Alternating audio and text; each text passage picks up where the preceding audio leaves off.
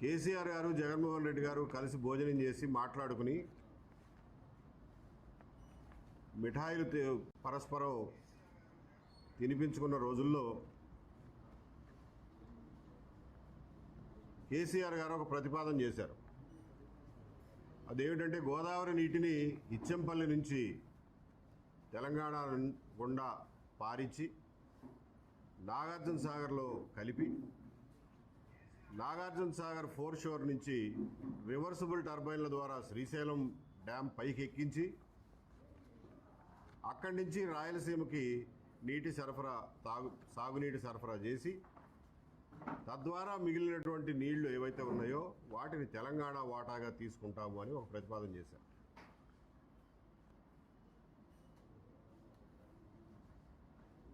ఈ అయ్యే ప్రాజెక్ట్ ఖర్చులో చెరిసగం వేసుకుందామని కూడా ఆలోచన చేశారు.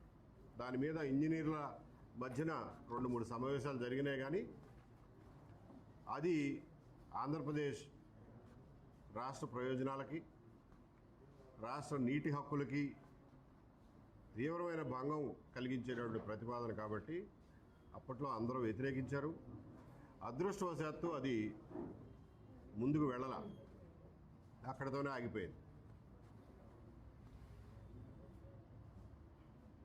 కానీ ఒక 2 ఏళ్ల తర్వాత మళ్ళా ఇంకొక రూపంలో ఆ ప్రమాదం ముంచుకొచ్చింది. అదే ఈ పోలవరం బనకచెర్ల ప్రాజెక్టు రూపం. కాళేశ్వరం ప్రాజెక్టు పూర్తి చేసుకున్నటువంటి మెగా ఇంజనీరింగ్ సంస్థ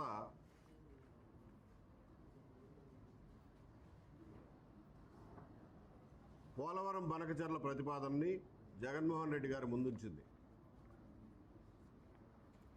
ఆయన ఇరిగేషన్ అధికారులను పిలిపించి దాని అవసరం ఏముందో, మనకు పనికొచ్చేదా కాదా అని చూడకుండా దీని మీద ఒక ప్రాజెక్ట్ రిపోర్ట్ రాసి తీసుకురండి అన్నారు. 3 నెలల్లో కావాలి నాకు రిపోర్ట్ అన్నారు.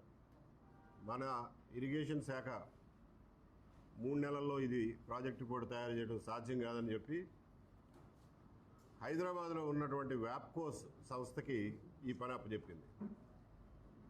వ్యాప్కోస్ దగ్గర ఉమ్మడి ఆంధ్రప్రదేశ్లో ఉన్నటువంటి జల వనరులకు సంబంధించిన డేటా మొత్తం ఉంది. వాళ్ళు ఆ డేటా దగ్గర పెట్టుకుని 3 నెలల్లో ఒక డ్రాఫ్ట్, ఒక చిత్తు ప్రతిపాదనని తయారు చేసి ఆంధ్రప్రదేశ్ గవర్నమెంట్కి ఇచ్చారు. ఆ ప్రతిపాదనే ఆ రోజున జగన్మోహన్ రెడ్డి గారికి మెగా కృష్ణారెడ్డి గారు ప్రతిపాదించిన ప్రతిపాదనే ఈ రోజున ఈ ప్రభుత్వం తలకెత్తుకుంటున్నటువంటి ఈ పోలవరం బనకచెర్ల ప్రతిపాదన. ఈ బనకచెర్ల ప్రతిపాదన వల్ల ఆంధ్రప్రదేశ్ సాగునీటి రంగంలో ఏమాత్రం ఉపయోగం లేదని, దాని ఖర్చు ఈ రోజున చిత్తు ప్రతిపాదనలో 80,000 కోట్లు అని చెప్పి ప్రతిపాదించారు. డీటెయిల్డ్ ప్రాజెక్ట్ రిపోర్ట్ రాస్తే అది కనీసం 1,00,000 కోట్లకు చేరకుండా ఉండదు. అది కట్టే నాటికి 1,50,000 కోట్లు అవ్వకుండా మారదు. ఇంత ఖర్చు పెట్టినా కానీ దానివల్ల ఏమైనా ఉపయోగం ఉందా అని అంటే ఉపయోగం శూన్యం కాగా, పోలవరం నీళ్లు మీరు బనకచెర్ల దాకా తీసుకువెళ్ళి రాయలసీమలో ఉపయోగించుకుంటున్నారు కాబట్టి అక్కడ మిగిలినటువంటి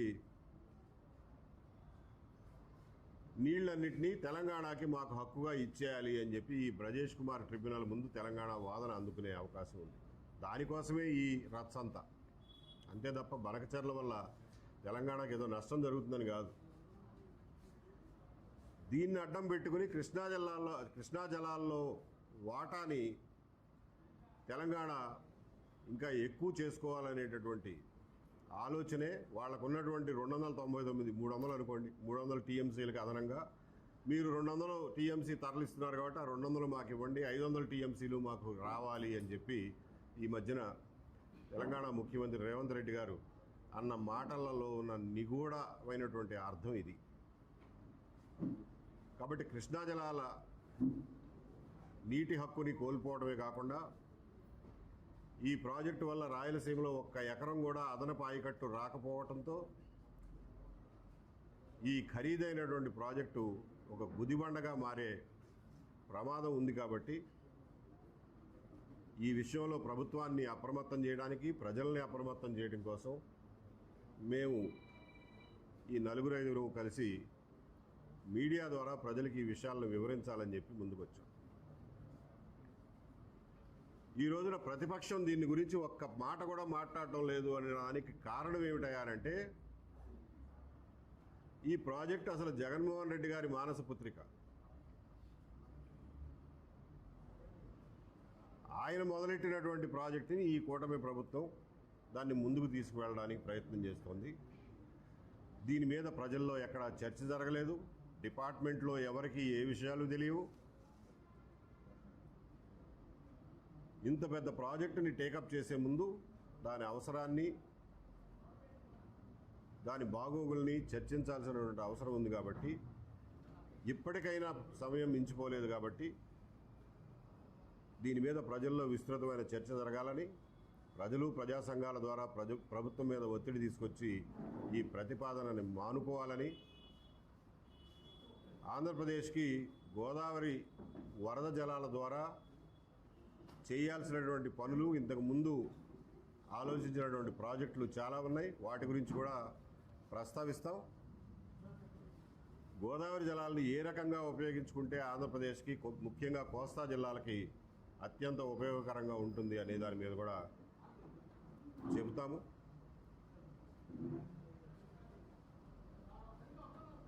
కృష్ణానదిలో ఎప్పుడూ